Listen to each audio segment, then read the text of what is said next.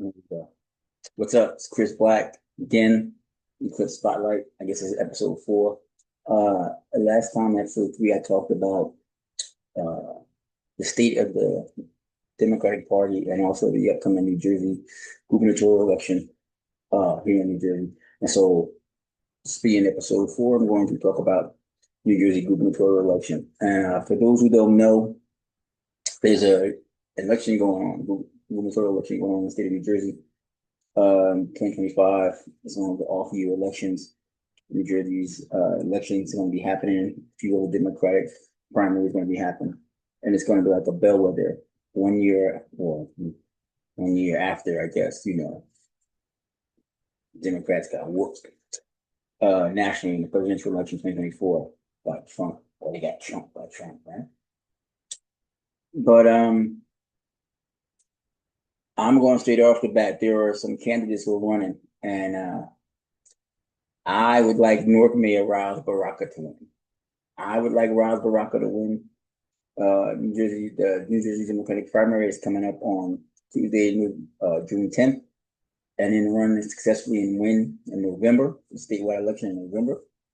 But first, you get up in the primary on Tuesday, June 10th. And I want Ras Baraka to win. Ras Baraka to win. He's running against Jersey City Mayor Steve Fulop, Mikey Sherrill, I guess Congresswoman, uh, and who else? And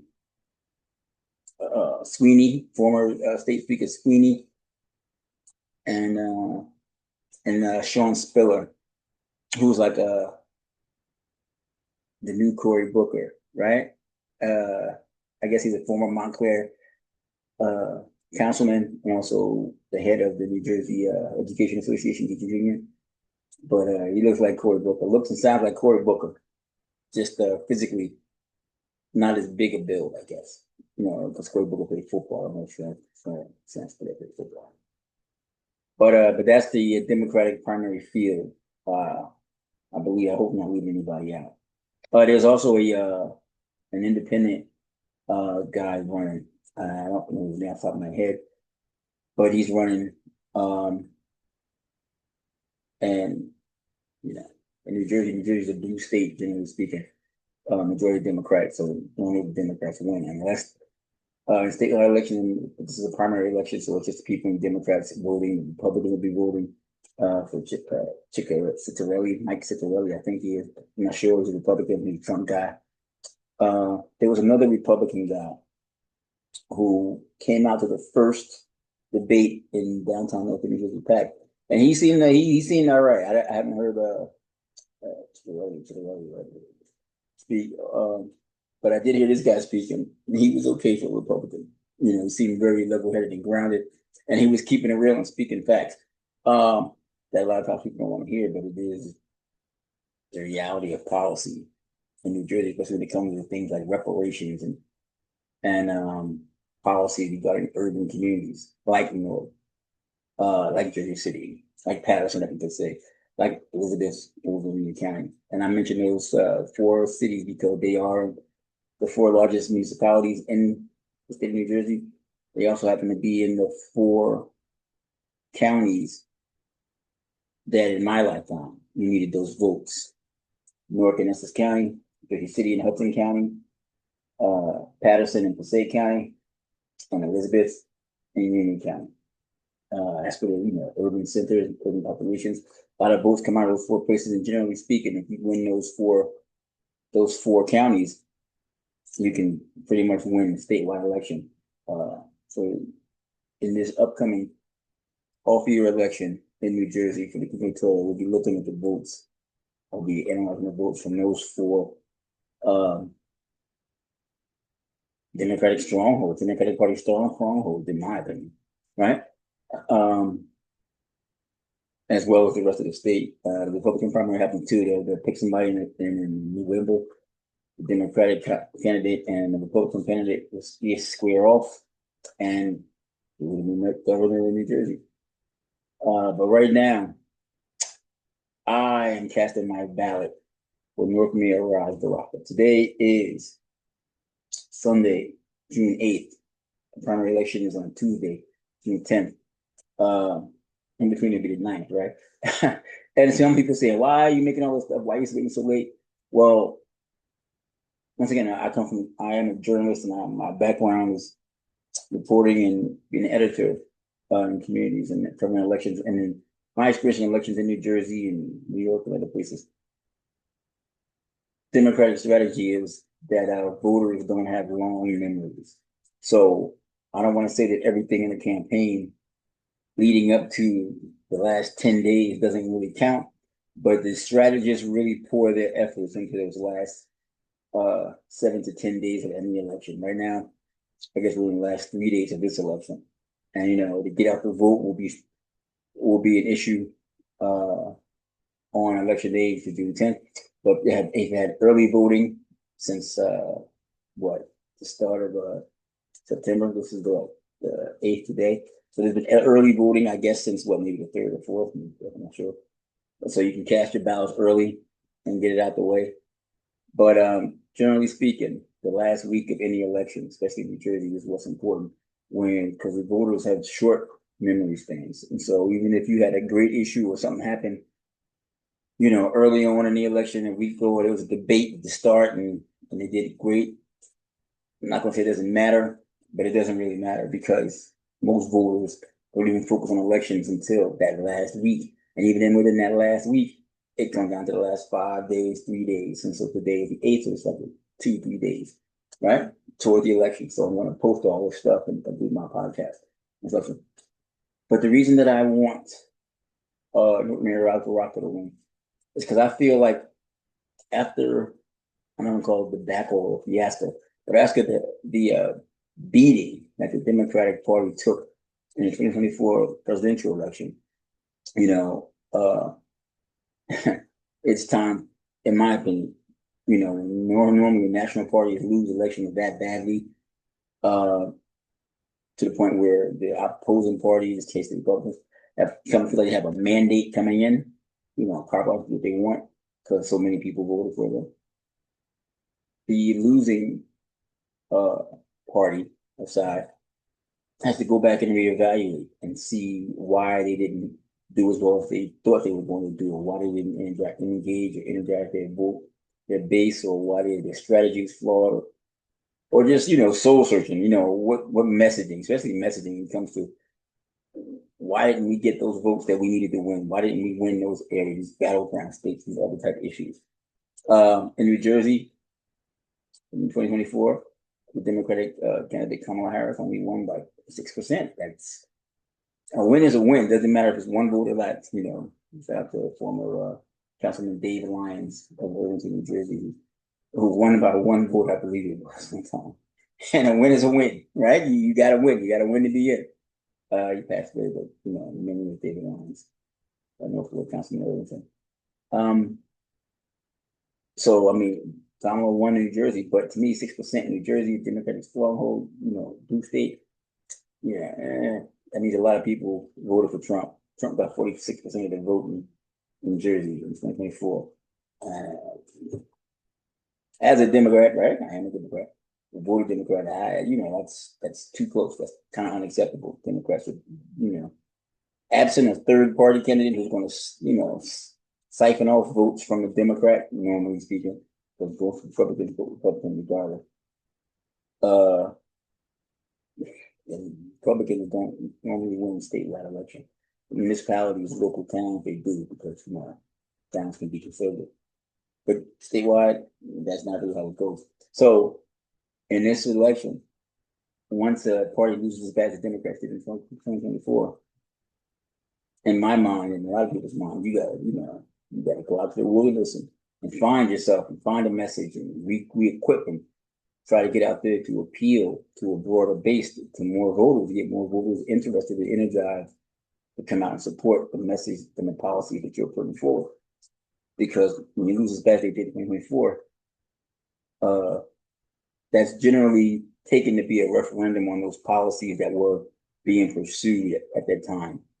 And, there was DEI, a lot of LGBTQ plus stuff, a lot of immigration, migrants support, immigration reform, a lot of things But when you look at the ballot box, like the Democrats lost 2024, because bringing Trump back despite all the things that they did to not get Trump back, then you have to reevaluate. And so, and during this time of Democratic Party reevaluation, in my personal opinion, they need a guy like Barack. I mean, not Barack Obama. They need Barack Obama. And they thought Kamala could be the female Barack, but it didn't work. They need a guy like Ras Baraka, right? And when I say Ras Baraka, I mean he's got the bona fides. He checks all the boxes for a strong, black, legitimate American community leader. Whatever you need, he's done it. Howard University, he protested apartheid at Howard University. They sat in. They tried to. They being the school board and state of the District of Virginia, wherever he's from. Because he went to Howard University that's in D.C. and now D.C. is it's on its own. But while Robert Rock was at Howard University, they tried to put the guy who made those Willie Horton ads that everybody agreed was offensive and racist, that Willie Horton ads that helps George Bush, the father, get elected. They tried to put the guy who made those ads and created those ads onto the board of Howard University. And at that time, Ras Baraka and his classmates said, "No, we ain't going for that." And so he didn't get on there. And he coupled that with the anti-apartheid stuff and his activist history, and also the fact that his father is Amiri Baraka. For those who don't know, Amiri Baraka is like what celebrated poet, intellectual creative, and also he was a legitimate black revolutionary figure during I don't want to say the post-civil rights movement, but the movement that came about in the late 60s, early 70s, after the civil rights movement. We talk about the uprising, the Newark riot, the Newark uprising that happened in Newark. You know, Amiri Baraka was out there. He's a poet. He's well known. He was just legit revolutionary dude in a revolutionary time when Black Americans descended from Black Africans who were kidnapped, raped, tortured, enslaved here in this country against their will, legitimate descendant of those people, rose up and tried to get something better going. So I do a lot of things here in America, the 3Ks, like I see, right? And his son has continued the progression. Like, we don't hear too much from Dr. Martin Luther King's son. Malcolm X's daughter is a mixed bag, one of them had some issues, ended up killing Malcolm X's wife in a fire. Another one right now is suing FBI, NYPD, and everybody else for having information and colluding to allow Malcolm X to get killed, to assassinated, when they could have done something about it. They should have done something about it legally. And I don't want to say unremarkable stuff, but when we talk about the progression of the growth and the evolution of the Black socio-political and socio-economic consciousness in the context of this American experiment. Ras Baraka, being the son of Amiri Baraka, who was a legitimate revolutionary dude, when I say revolutionary, I mean really tried to change society, American society, for the better for Blacks and other minorities and other people who had been excluded, exploited, disenfranchised, held down for hundreds of years during this country's founding, and all the stuff that made America great. Right? Like the MAGA guys and Trump talk about making America great. A lot of that great stuff is not great for a lot of people. And that's why you have revolutions. Revolutions happen for reasons. And so Amiri Baraka was born Leroy Jones in Northwood, Newark, but he evolved into Amiri Baraka. He was known as Mama Baraka, longest son, I believe, of his peers.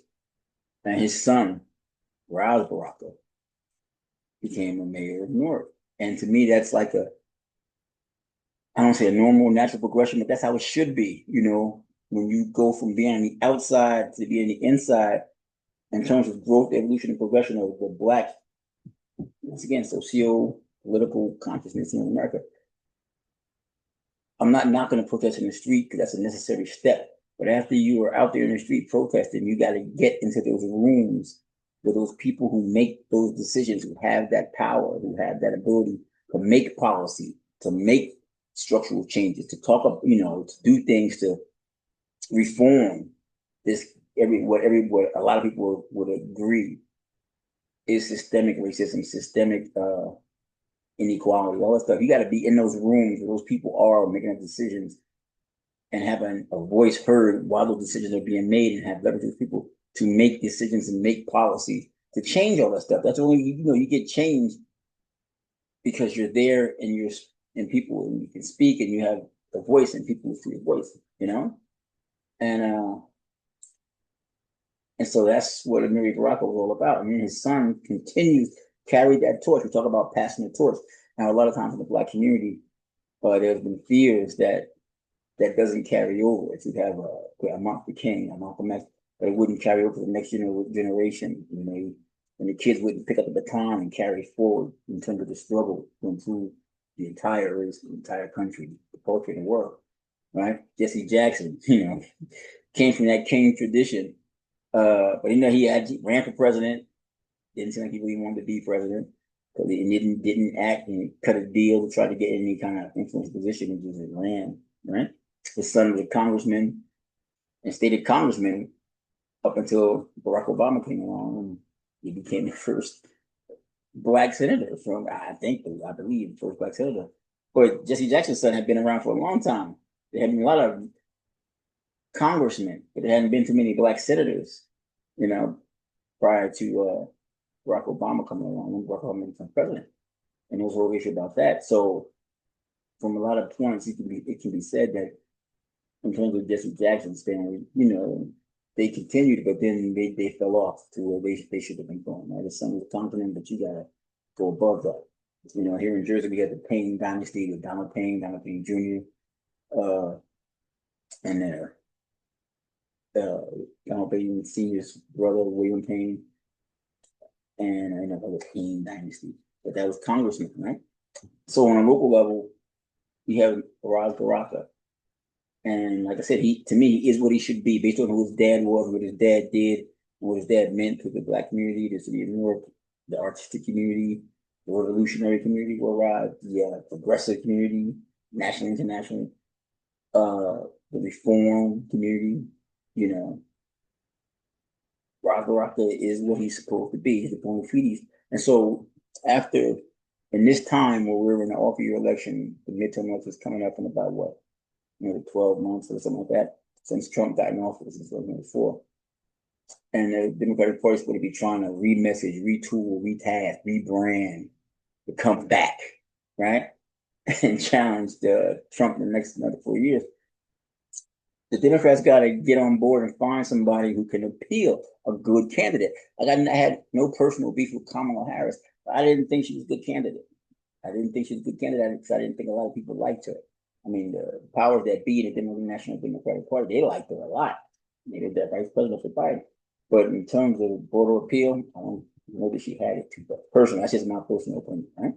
And it's not the election to, prove that out. For the better or the worse. And so now you got to come back, in my opinion, and find somebody who voters, Democratic voters, independent voters, people can get behind. And I believe people can get behind a guy like Ras Baraka based on the fact that his resume and his bona fides, not just his resume, but his personality, right? He went to Howard, was a student activist at Howard, got out, became an educator, became a principal at a high school in Newark, this town where he was from, a leader, community activist, right? Anti-violence activist out in the streets when he was still working as an educator and principal. Created the Newark Anti-Violence Coalition along with like-minded people, Bashar Miller, Keisha Uri, and others, right? In the city of Newark to stop the crime and the gun violence and a lot of the things, grassroots level. He's back to be out there as an activist, somebody really, really about that life, that activist, reform, progressive life, right? And even then, he gets elected mayor of Newark, and a lot of these policies the Democratic Party policies, national policy, local policy, that came under fire uh, prior to Trump, and that people believe got Trump back in office. The sanctuary city stuff, LGBTQ plus progressive stuff, DEI stuff that didn't seem to work in cities like Chicago or even across the river here in New York City, where Eric Adams was just doing crazy stuff that was drawing people's attention, and he's saying, I can't do it, I can't do it. They're making us do this stuff with us, and he wanted to buck the trend in the Democratic Party by going against Biden, and there's some who believe that he got punished by being indicted because he didn't want to go along with the National Democratic Party and the Biden administration's agenda when it came to migrants and immigration and DI and all that other stuff. But you've got a guy like Ras Baraka here in the city of Newark, in New Jersey, who all those Democratic policies that people said were unpopular and unworkable and undoable, and he's been doing them since he got into office, right? He's been finding ways to balance gentrification and balance redevelopment, finding ways to incorporate, DEI and affirmative action, and have everybody not mad about other people trying to come up, right? And having things going smoothly. He's been actually doing a lot of the positive sanctuary city stuff. It's not working in Chicago, not working in New York. It seems to be working in Newark. Why is that, right? Jersey City, where Philip is, Mayor Philip is. Sanctuary City stuff over there too, but in a different context, in a different unworkable way. I mean, yes, it seems to be all about the money in Jersey City because it's proximity right across the water from Manhattan, which is real estate in the world. And there's a lot of factors going on in Jersey City in terms of money and gentrification and people getting pushed out and that Manhattan, that Wall Street money that came across the river and the Hoboken into Jersey City, and all of a sudden, not all of a sudden, but coming up the hill, and a lot of construction going on, all these market rate housing, not affordable housing, market rate housing. And, the whole idea is that people are leaving New York to find more space for the amount of rent they pay in New York. And, you get more bang for your buck. But you come over to Jersey and the rents are Jersey City and other places. All right, it's going sky high. People complain, getting priced out. You can't live it. You got to move, right? But that's because like a boom. But once again, Newark, Harrison next door, probably next door, a lot of this similar Jersey City, Hudson County type that development going on in the city of Newark. Yet, Mayor Ras Baraka is finding ways to get affordable housing in there, increasing home ownership, moving people from welfare into home ownership, right? I thought it was kind of crazy, like third world country stuff, but he's using empty containers from the Port Authority of Newark and New Jersey and turning them into home and living spaces and putting them in the community to create affordable housing for people, right? And it seems to be working. And so you're sitting there going, this is a guy who checks all these really progressive, liberal Democratic Party policies and values, and he's making it work and doing workable stuff. And he's got the legitimate Black revolutionary and social bona fides through his dad and through his own personal life and experiences and what he's just been doing. And you're going, this should be the poster boy. At least I'm thinking. This is the type of guy that the Democratic Party, National Democratic, should be pushing, right? A leader, a true leader, right? I'm not going to knock Barack Obama, but he's, community organizer, right? In Chicago, there's gang violence. And when he was running for president, people getting, young Black men getting killed every day. I never forget that. He had a TV station, WGN. All through the year he was running, every day or every week, dead bodies dropping. And city, the city where the guy who was a community organizer is Trump was not there organizing gangs, I guess, huh? But the point I'm making is, there has been crime, there's been violence, and there's been homicides. But Ras Baraka was fighting that even before he became mayor, right? He didn't work anti-violence coalition, right? 24 hours of peace, and then he had these other initiatives. We're out there holding protests every week with sites where people got killed to say this is unacceptable. You know, being out there in the quote unquote trenches, right? So, like I said, a real true activist, true whatever you want to say, progressive type dude, and this guy checks all those boxes, and he's running for governor now in the state of New Jersey. So you would think, wow, Democratic Party, you got to get it together. You say you as a Democrat, you're about this. This is the dude that should be getting pushed to the front. You should be pushing this guy, get behind this guy. And like I said, I support him. A lot of people do support, but Jersey. I said it in the previous podcast video. Jersey is, Democratic state, it's a Democratic organization, and there's a Democratic committee. And in this current gubernatorial election race, Democratic primary, once again, the Democratic Party powers that be seem to be getting behind Mikey Sherrill. And I say that because there's also a mayoral election going on in the city of East Orange. Big shout out to Mayor Ted Green, fighting councilman. I like that guy, the Green Dragon. Ted Green, that's what's up. And but at the top of Ted Green's primary ticket is Mikey Sherrill. And that's in the city of East Orange. And for those who don't know the New Jersey political landscape,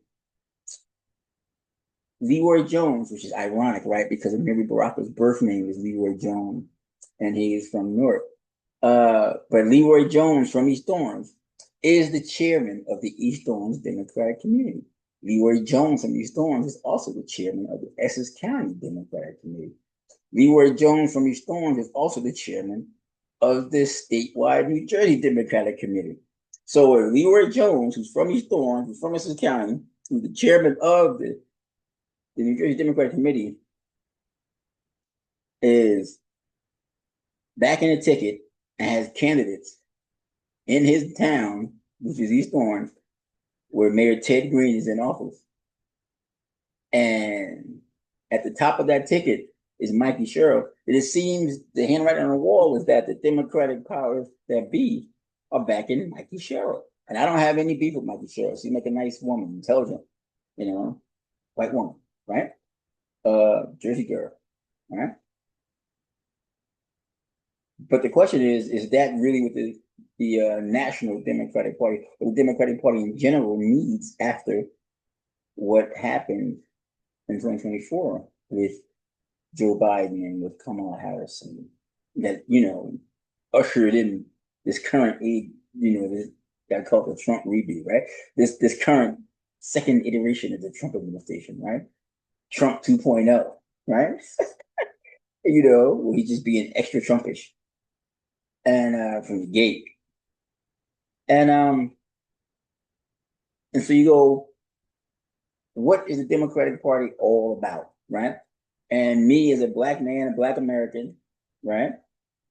Also descendant of black Africans that were enslaved, brought here to America, and raped, tortured on the way, brought here to American slaves, and exploited and disenfranchised for hundreds of years.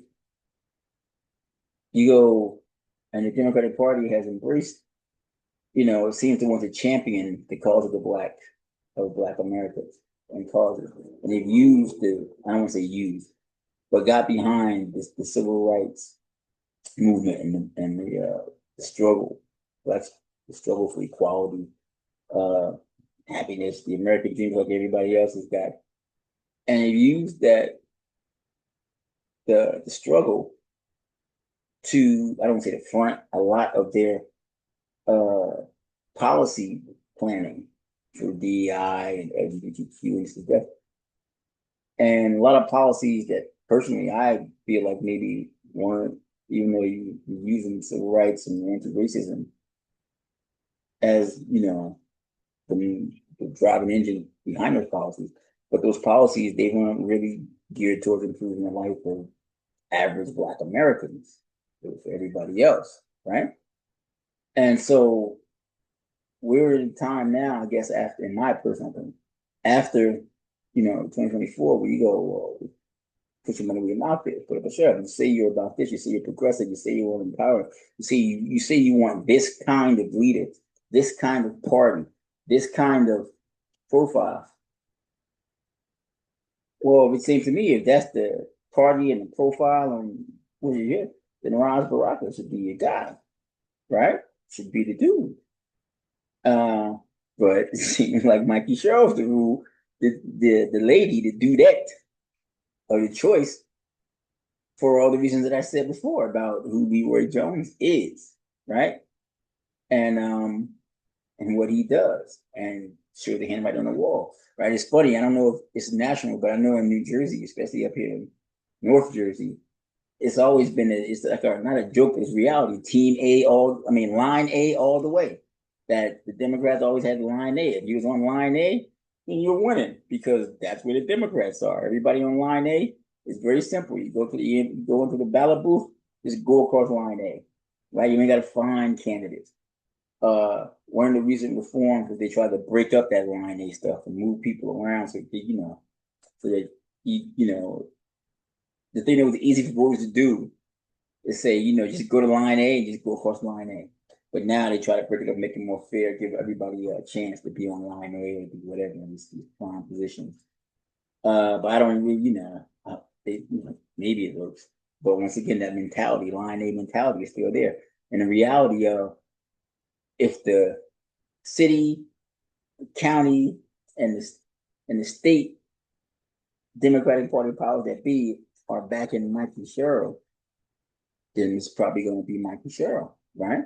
And that's not to say anything's wrong with Mikey Sherrill, and that's not to say that Ted Green up in East Orange or Leroy Jones in East Orange have any beef or problems with Ras Baraka, but the person they're backing is not Ras Baraka for whatever reason. So to me, in this primary election, I hope that Ras Baraka comes out on top because I think that that's the kind of guy that the Democratic Party is going to actually be and reflect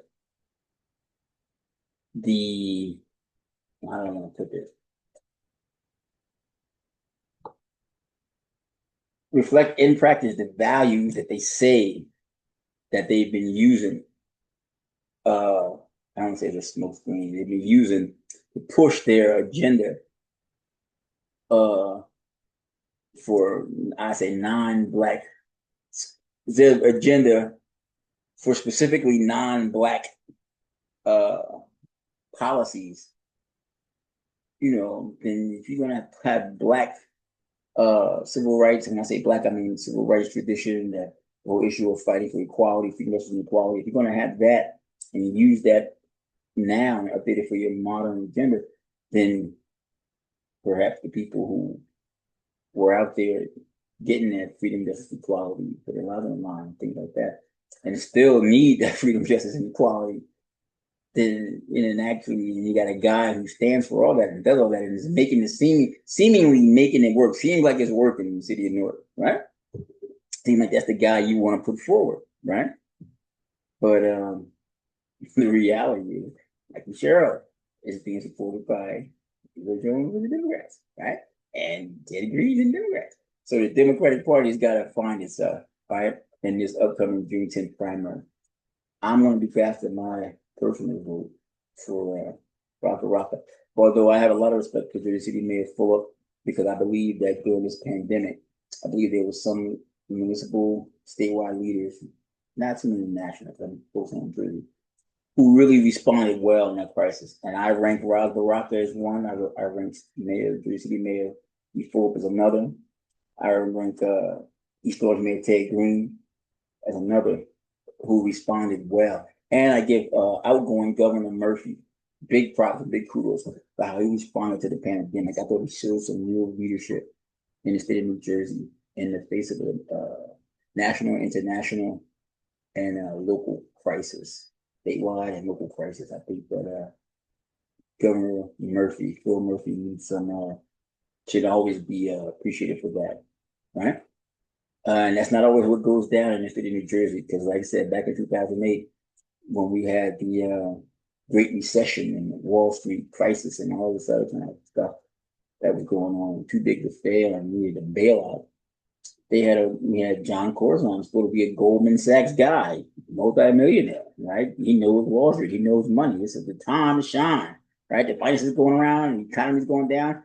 Good thing we got a governor who knows how all that stuff works, right? Wrong, right? The economic shit hit the fan, and Corzine was not the man for the moment of the time. It was a major failure. In addition to other things, I think mistakes that I think he made during his one term in office, and misjudgments. But like I said, he was supposed to be a Wall Street finance guy, but then Wall Street finance stuff happens, and he doesn't know. He's got no answers. He's got no leadership. He's got nothing to do, right? And so he was not the man for that moment. Whereas, like I said, Murphy comes from that Wall Street stuff, that Goldman Sachs stuff, but also international stuff with being ambassador to Germany. He stepped up to the plate during the pandemic, and and I think he handled himself well on the state level, right? And local level, I thought Newark Mayor Ras Baraka handled it well. The pandemic. I thought Jersey City Mayor Stephen Phillips handled it well. And I thought that Mayor Ted Green did a good job too, right? And that's not to say that no other municipal leader, no other elected officials in the state of Missouri did a good job doing it. I'm just saying those are four that I personally, not singled out, but just point to it saying they did. I think they did a good job and show some real leadership in the town, and leadership is really needed. So I mean, in terms of the Democratic Party looking for people to be their standard bearers and uphold the Democratic Party banner and values and whatever, there's a pretty good crop to pick from in this upcoming New Jersey election. But by the same token, if the Democratic Party is about that progressive life, right? That's how I put it. If the Democratic Party is about that progressive life that they've been saying that they're about for the last 80 years, right? If y'all really about that, this is the time to put up and elect and get a really true Black American guy like Ras Baraka, right? And make him your statewide leader and standard bearer, and put him in a position where he can affect state policy and have a national voice and leadership, right? And be elected, right? Or unless they hold him up for some kind of national thing, right? But I think that's the dude. And I'll show you another reason why. I went to the first, I don't know if it was the first debate, but I know it was the one at the New Jersey Performing Arts Center in downtown Newark that was organized by a few different groups.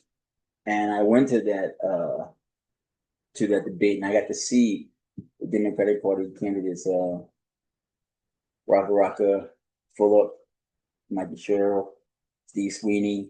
I can't remember the guy off the top of my head, the independent guy. But there were like 4 or 5 of them there. Oh, John Spiller. And there was one Republican guy who was there. He was real funny because he was going, behind enemy line, the Republican up here with all these Democrats up in New York, right? What's going on?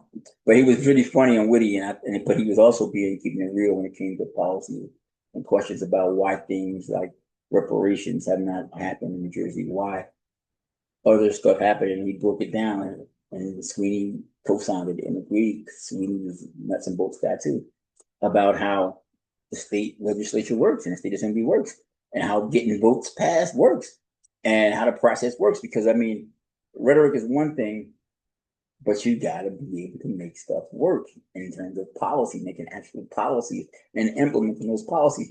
And once again, that's where I believe that Newark Mayor Ras Baraka is the man of the moment, especially here in this Trump 2.0 age, right?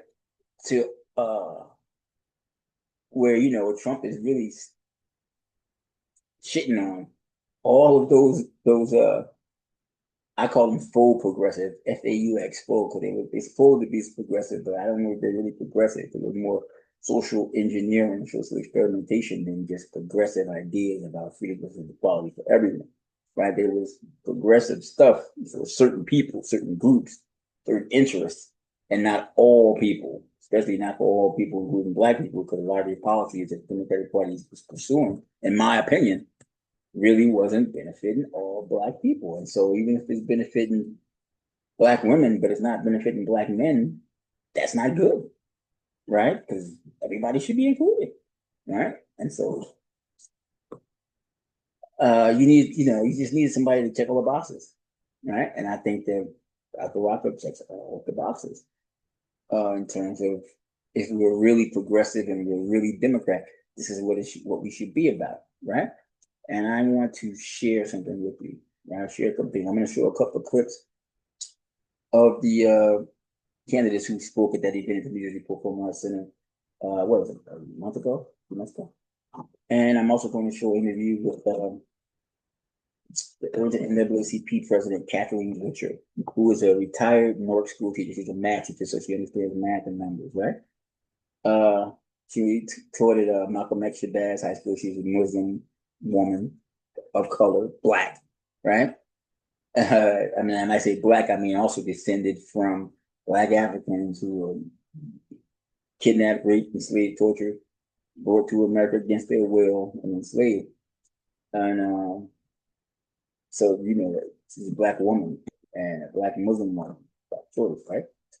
And a teacher, and also the head of the urgent NAACP that I respect. Because I think that since I've been covering as a reporter and also an editor and the journalist, the urgent NAACP has been doing what the NAACP, in my opinion, and also according to the admission trouble, is supposed to be doing and representing and what it's saying. It's supposed to be doing work. The NAACP is supposed to be working and actually doing stuff to make it better for people, all people of color, not just Blacks, but all people, colored people. And color, that the catch-all for Black people, Latino people, Asian people, anybody who's not Blanco, right? Or you're not European of European descent, But so I'm gonna play the Kathy Richard one first, then I'm gonna to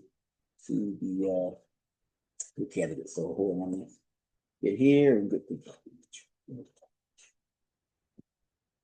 yeah. And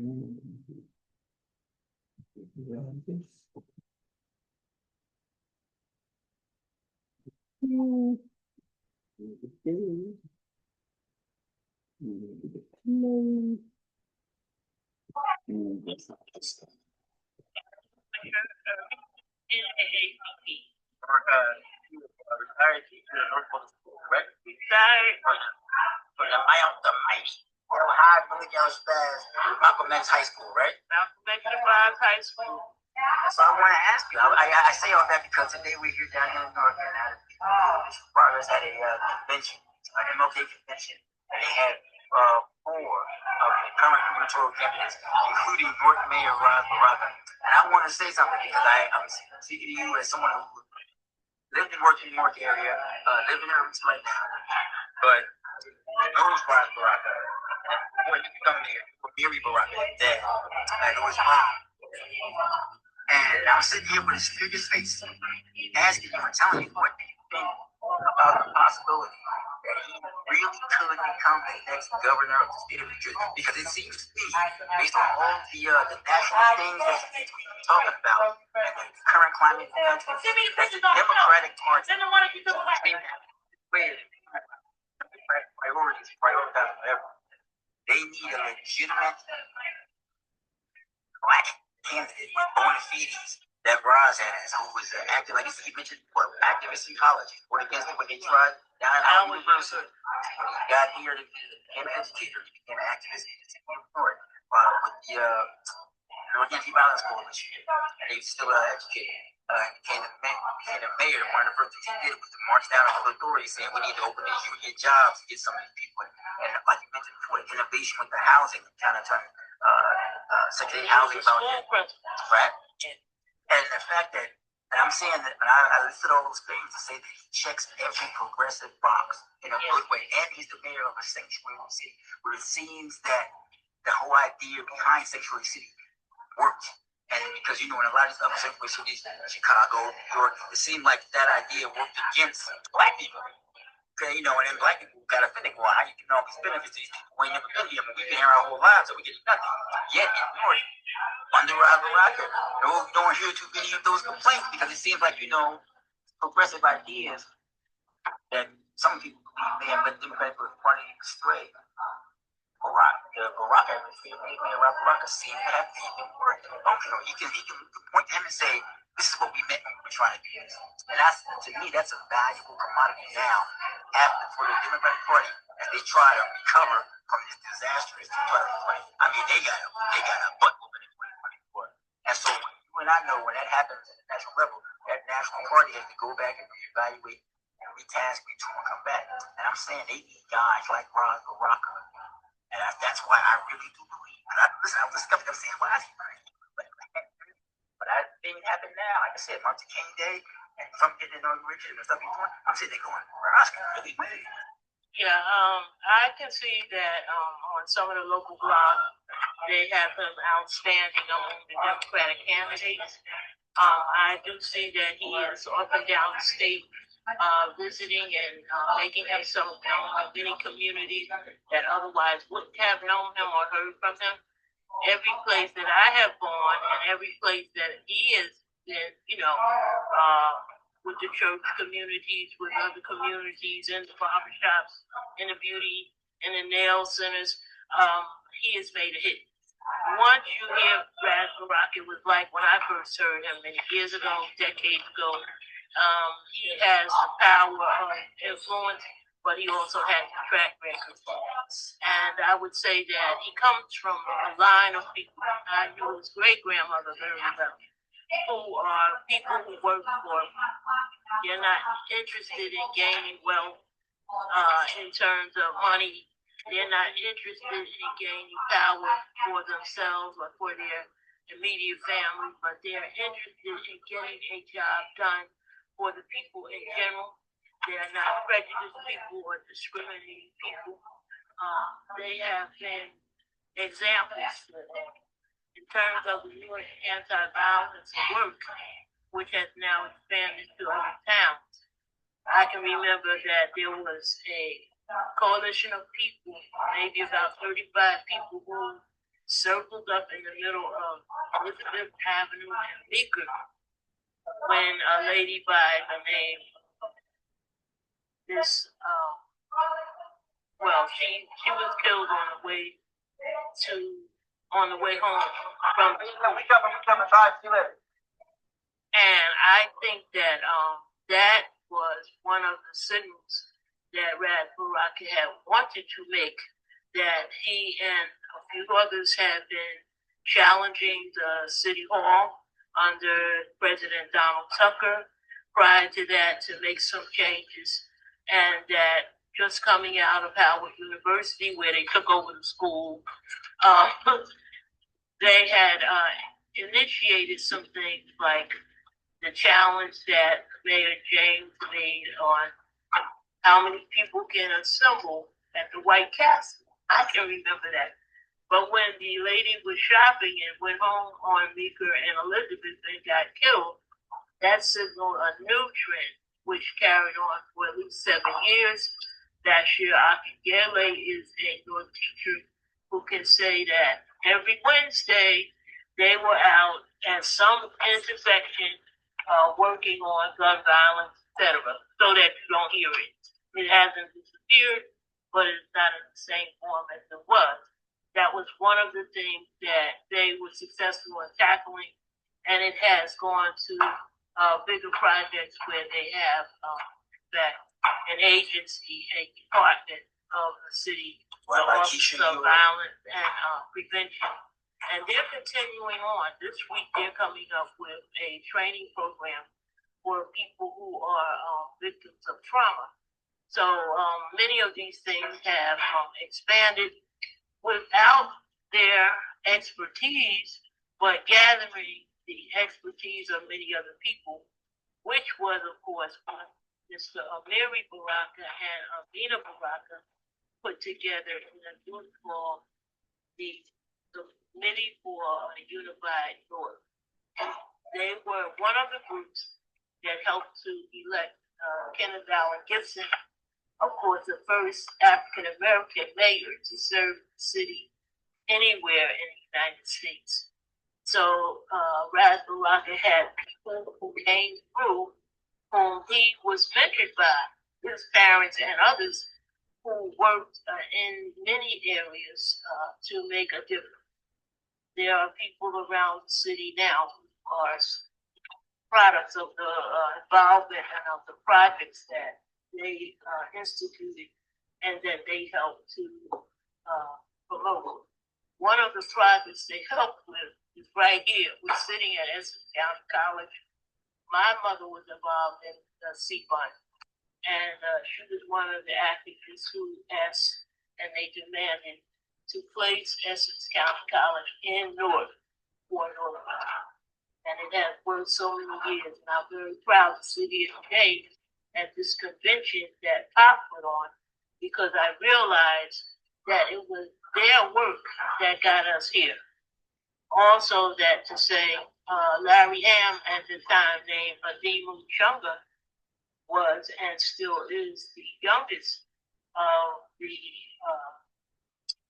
school board officials, even across the country. He served at 17 years old, and he went on to Princeton University. All right, I'm going to pause that right there, stop that right there, because I want to get back and show some things from until the candidate speaker. I'm going to do the wrap up. Yeah,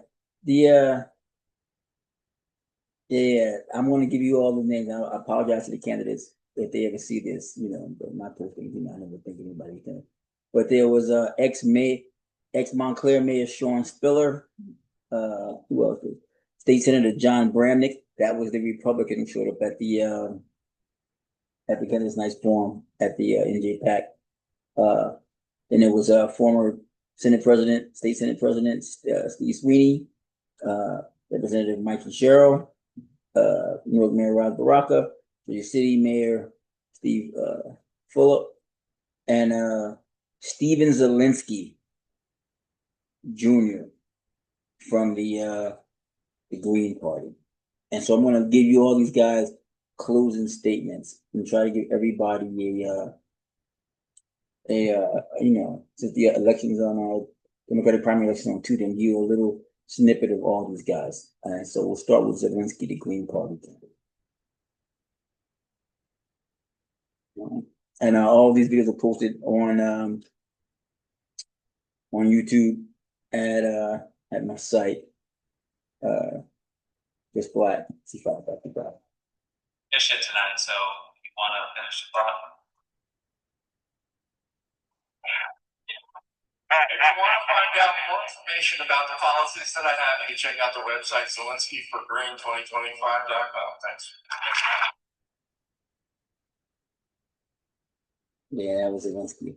I don't want to give him short shrift, but he said he's a Green Party guy. And I'm not saying he does not have a chance. He does, because New Jersey is a large independent voting constituency. But once again, it's a blue state for the most part. And this is a Democratic Party primary leading to the June 10 election. So as a Green Party candidate, he won't necessarily get to vote in the Democratic primary. But once again, I thought the fact that he showed up to that event was pretty good. I'm going to play Bramnick now, because he was the only Republican guy who showed up. All right, and these are the closing remarks from all the candidates who showed up at that New Jersey PAC event. Entertaining. Thank you, guys. To all of my fellow hundreds of Republicans, it's like playing an away game in Philadelphia.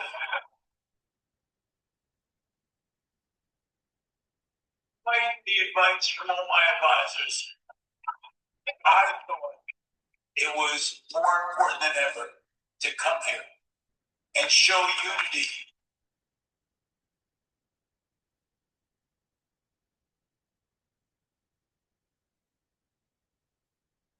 I'll leave you with this.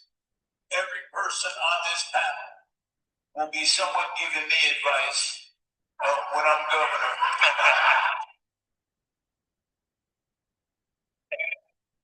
Raz, you'll be speaking at the inauguration. And I will be about Lieutenant Governor. But in all seriousness, we're at a threshold. And more important than ever, we got to stand together as one country and as Americans and work together and love each other and show respect. And that's going to be my goal as well.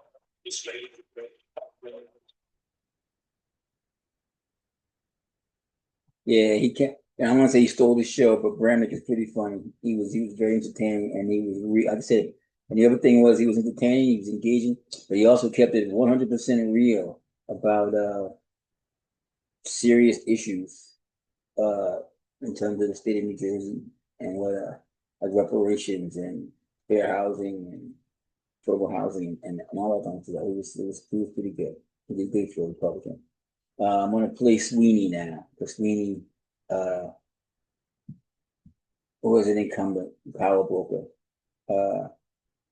Long history. He was former state senator with the president. Ras Baraka.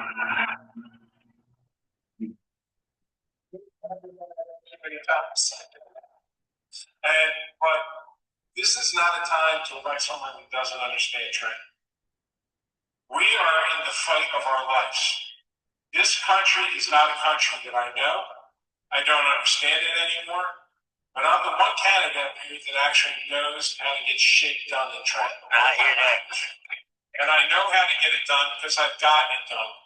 We've gotten a lot of meaningful legislation done. And like I said, every governor that I've dealt with that's come here takes them 2 years to figure it out. After 2 years, they're running for election. You know what that means? They ain't doing anything. They're giving speeches. Now's not the time to give speeches. Now's the time to actually get fighting. Because we have to fight back. This is not okay what's going on in this country. And we should not let this happen anymore. We need to stand up, we need to speak out, and we got to push like hell until we turn this around. Thank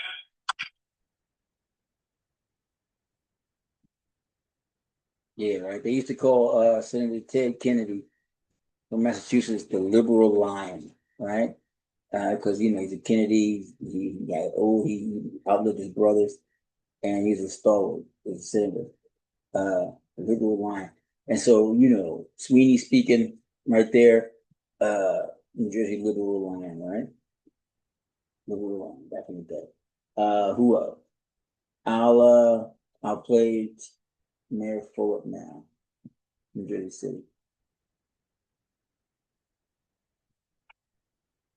So we're still sticking to a minute, but if you run a little over the closing statement, that's okay. So Mayor Philip. Let me say thank you again for having us today. And I tried my best to answer questions directly, not just read the question, but tell you here are 3 things that I will do if elected governor. Over the last 10 years, Jersey City has been one of the best Renaissance stories in the country. People tell me that, well, of course, you're 4 miles from New York City. I always respond the same way. Jersey has been 4 miles from New York City for 250 years. And the reality is that I'm willing to push, and I understand local government. This is a dangerous moment for the state and for the country because what we have in Washington, and of course the challenges here in New Jersey, I can tell you that we have to choose properly come June 10th and then November. Not everybody can win that election ultimately because it's going to be a competitive election here come November. Being a mayor is a unique experience that is important. You have 564 municipalities here in New Jersey. You have home rule, and mayors control a disproportionate amount of influence. And understanding that leverage point is really important to moving the state forward. For a long time, you've had people in China have no understanding of municipal government. Governor Murphy came from being an ambassador 8 years. They really understand municipal government. 8 years before that was Chris Christie. 4 years before that was John Corzack from the U.S. Senate. 2 years before that was Dick Cody. I would suggest that you haven't had somebody that understands what drives costs in New Jersey for 20 plus years and understands these solutions in a real nuanced way. I hope that you spend some time on each of our websites, learn a little bit more about each of us, and hopefully it can earn your vote on June 10th. Thank you. Yeah. Yeah, I like Ford too. I give him credit for being a good leader during the pandemic. And generally speaking, he's right. He's been Jersey City, and Jersey City's been an upswing since he's been there. Right? He was council member, he ran for Marine, the Wall Street guy too, Goldman Sachs guy too. I should have played Spiller before I played Fuller. But I'll play Spiller now. Who I'm not too familiar with at all, but I've seen his ads. And like I said, on the service of it, he just reminds me of Cory Booker. Right? And I'm not gonna say it's a light skin thing, but it is a light skin thing. The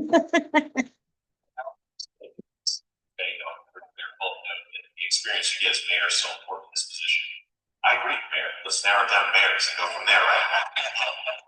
But I also agree with what Senator Sweeney said, right? Having somebody who knows how Trent works is important. I'll argue as a labor leader who's been arguing policies and trying to get things done for over a decade. I also know how to get that done as well. I work with you on many issues. But let me say this, when I talk about this being our chance to fundamentally change systems and get things done, it's yes, understanding how to get things done both directly or through the legislature, important stuff. But if we're not fundamentally trying to change the very systems that exist that honestly keep us captured and placed in the same spots we always find ourselves in, we've got to change something. And this is that chance, right? Let's elect somebody, a high school science teacher, right? Somebody who's been fighting for working class folks their whole life, right? Somebody who has dedicated my career to addressing issues, designing healthcare plans to bring those costs down, to making sure that we've got quality education, right, that folks can rely on, to making sure, right, that we're investing in our communities with housing costs that are out of control, but done something about it, passed the first ever rent control law in Montclair. Also making sure we're investing. Thank you, Bill. Appreciate that. I really do. We're investing, certainly in our communities in that way, but we're also investing in making sure we've got quality early education and childcare. We're investing in making sure that we understand that getting off of our dependence with big oil is not only good for our pocketbooks, but good for the environment. These are all issues that matter. But unless we're electing somebody who's going to be out of the system, who's going to break that mold, we're not going to be any different than we've been. We're not going to get something different. I'm asking you to take that journey. I'm asking you for you to stand with me and to vote for Sean Spiller on June 10th. Thanks so much for this meeting. Yeah, right. So polished, right? There was a movie with Joaquin Phoenix. Yeah, and it was back set in the 1950s. And one of the things that the character was, they say Trig. Trig was just like so smooth and polished. And Spiller, like Cory Booker, smooth and polished, right? And Booker was the mayor of Newark, I think 1-2 terms, and then he became a senator. He's current senator from New Jersey, senator in Washington D.C. right now. But yeah, I get the same vibes from Spiller as I did from Booker. And then here's Mikey Shuro, who seems to be the candidate choice. Like I said, it's up to Leo Jones and the statewide Democratic Committee. That haven't endorsed that.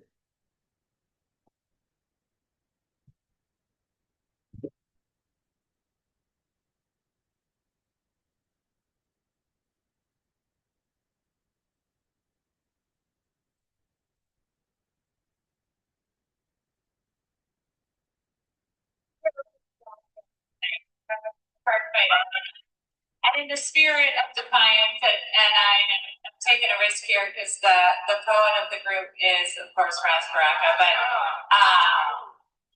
in defiance of what we are seeing as our history being erased, you've heard a lot from us tonight, so I'm just going to leave you with a couple words from my outlook.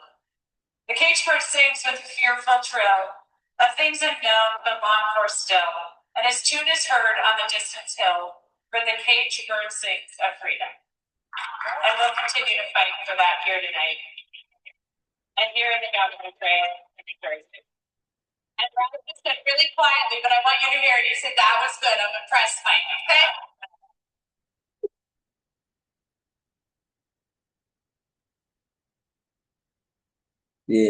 Yeah, Mikey Sherrill. Listen, man. Even though I'm pro Ras Baraka, I'm not gonna knock Mikey Sherrill because I appreciate what it takes to be a woman, white woman, black woman, any woman, uh, and rise up in politics to the point where she's being seriously considered as a gubernatorial candidate for a state like New Jersey. I don't know that New Jersey has ever had a woman governor. I know that Sheila Oliver was the first female lieutenant governor, or maybe the first lieutenant governor ever. She's a black woman from East Orange. East Orange, where Leroy Jones is, right? and and but she's running, she's really seriously poised. And if she's got the backing of Leroy Jones and the East Orange Democratic Committee, the County Democratic Committee, that includes Joe D, who, if you know New Jersey politics, you know who Joe D is. Joe D is president of the Essex County, not president, Essex County executive, right? And she's got the backing of the New Jersey State Democratic Committee. Pretty good him, right? So I mean, so she's a serious candidate. And like I said, I say all that saying that I'm a Ras Baraka guy, but I'm going to show you now Ras's closing remarks at that event at the New Jersey PAC, and this will really show you why I think Ras is the dude at this particular point in time, at this moment. That and I want to vote for him. So, regardless of whatever else is going. So I want to agree with Mayor Phillip. I think that Jersey City is one of the best Renaissance stories in the state of New Jersey. I just think it's the second best. I want to tell you a story about a student that I know who was a doctor student, worked at City Hall. And during Trump's first administration, he was kidnapped on a trip that we went on and was not allowed back into the United States. With the help of our late Congressperson, Donald Payne Jr., we were able to rescue him and bring him back. He is now a teacher at Newark Public Schools. The work that we're doing is not work. This is work that we're mitigating because necessity is the mother of invention. We're working on very difficult problems, very hard problems, and we're not meandering in the middle as we do it. We're leaning on our values. We're building affordable housing, being creative about making homeowners. We're investing in Black and brown and women businesses here. We're finding ways to reduce healthcare costs. We just introduced reference-based pricing today to our employees. We're finding ways to make sure that we push back against the things that are happening to us, not in the country, but in the state of New Jersey. The problems that we had existed before Donald Trump became the president of the United States. So we've been fighting these issues in New Jersey. And so I'm telling you that June, we want to continue to do that. We want to do something bold and outrageous and radical and beautiful and different, because this is unconventional times and we need an unconventional journey towards where we're going. I say for Ras Baraka, for Governor, Juneteenth.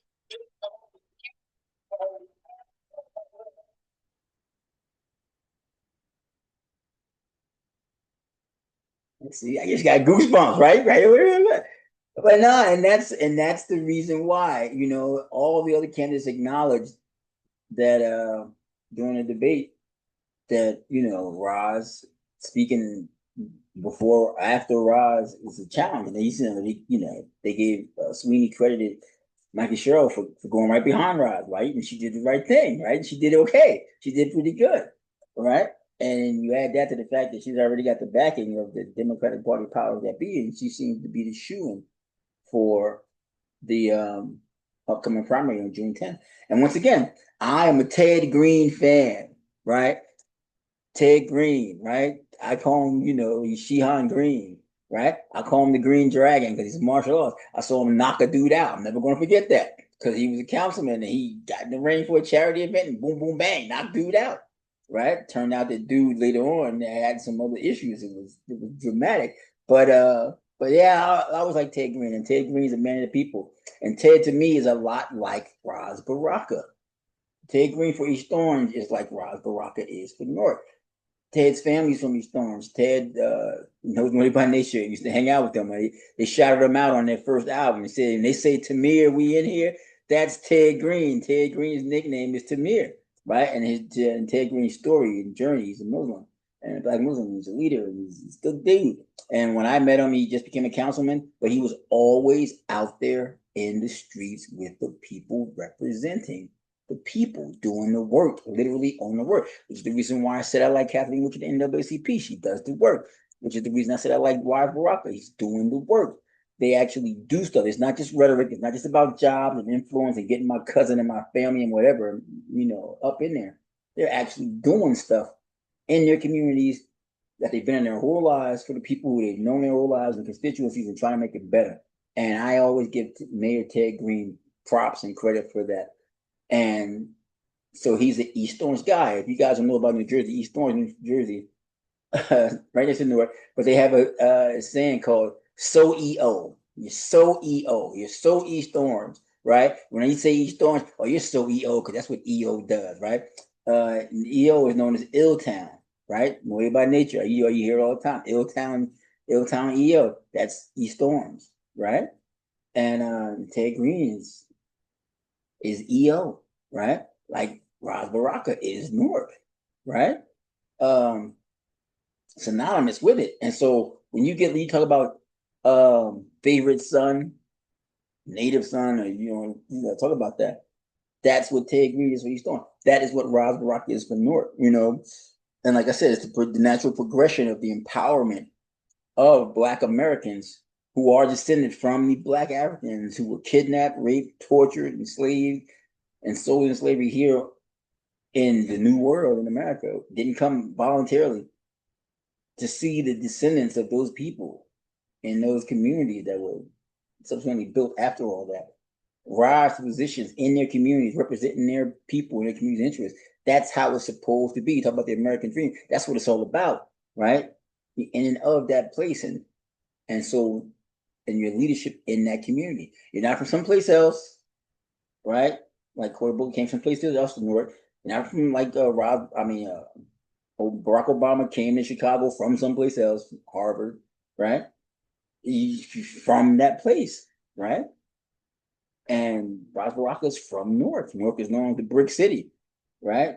And and Malcolm X talk about being able to speak on a block and on a boardroom, being able to function at the grassroots level and at all levels of society and high levels of power, influence, and politics and money and whatever.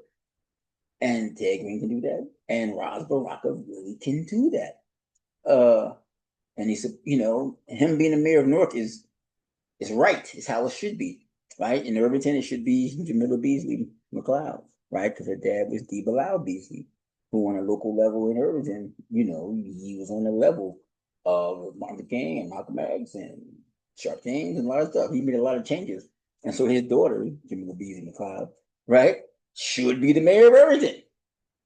If it ever comes to that, not that I'm pushing it too hard, but I mean, it would just be okay, right? That's how it's, that's okay, right?